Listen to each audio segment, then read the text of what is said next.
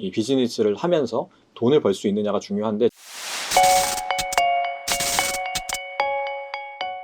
네, 삼성 SDI는 지난번에 한번 말씀을 드렸었던 종목이고요. 간단하게 비즈니스 모델을 말씀을 드리면 전체 매출에서 80%가 배터리에서 발생합니다.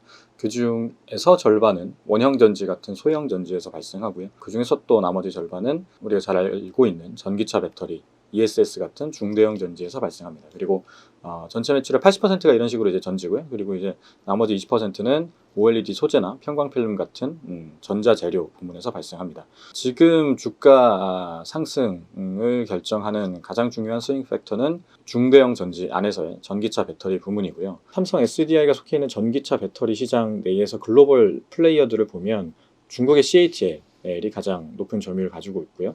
그리고 일본의 파나소닉 또 역시 높은 점유율을 갖고 있습니다. 그래서 이 두 개 업체가 지금 가장 많은 배터리 출하하고 있고요. 그리고 LG화학, 국내 LG화학, 그리고 삼성 SDI, 한국의 SK이노베이션, 요렇게 또 한국 플레이어들이 경쟁을 하고 있고요. 그리고 나머지 중국의 BYD 역시 경쟁을 하고 있습니다. 그래서 한 이렇게 6개 업체 정도가 주요 플레이어라고 보시면 되고요. 최근 같은 경우는 중국 로컬 카메이커들이 전기차 많이 출시를 했기 때문에 아무래도 CATL이나 BYD 같은 업체들의 점유율 상승 속도가 가팔랐고, 파나소닉이 이제 테슬라를 지금 현재까지는 독점을 해왔기 때문에 역시 점유율이 높았습니다. 근데 한국 셀메이커들은 유럽 카메이커들 향으로 이제 본격적으로 매출이 발생할 것으로 보고 있기 때문에 향후에 한국 업체들의 점유율 상승이 가팔라질 것으로 보고 있습니다. 최근 주가가 좋은 이유도 역시 전기차 배터리 시장에 대한 성장 전망 때문입니다. 사실 지난해 하반기부터 전기차 배터리 출하량은 전년 동기 대비해서 크게 증가하고 있었는데요.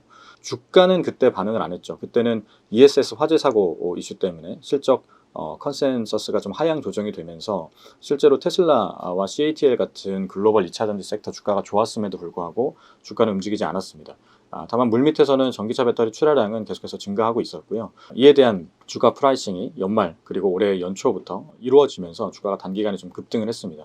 단기간 급등했기 때문에 기간 조정 정도는 있을 수 있겠지만 저희는 기본적으로 빠질 때마다 계속해서 매수 추천 드리고 있고요. 사실 전기차 시장에 대한 성장 전망 자체는 확고하기 때문에 저희는 중장기적으로 계속해서 빠질 때마다 사자라는 생각이고, 단기적으로 보면 1분기 실적이 이 전기차 부문의 가동률은 상승을 하는데 카메이커들의 전기차 출시는 2분기, 3분기에 집중이 되어 있다 보니까 좀 가동률은 상승하는 과정에서 출하는 안 되기 때문에 좀 비용 증가에 따른 수익성 악화가 예상이 됩니다. 그래서 1분기 실적이 좀 안 좋을 수가 있거든요. 그래서 그 과정에서 주가가 좀 하락을 하면 오히려 빠질 때마다 좀 살 수 있는 기회가 될 걸로 보고 있고요. 제일 중요한 거는 이제 전기차 배터리 비즈니스를 하면서 돈을 벌 수 있느냐가 중요한데, 지난해 4분기부터 BEP 정도까지 올라왔거든요.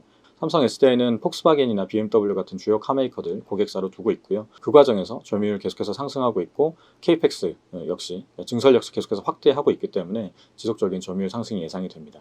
그래서 삼성 SDI 추천을 드리겠습니다.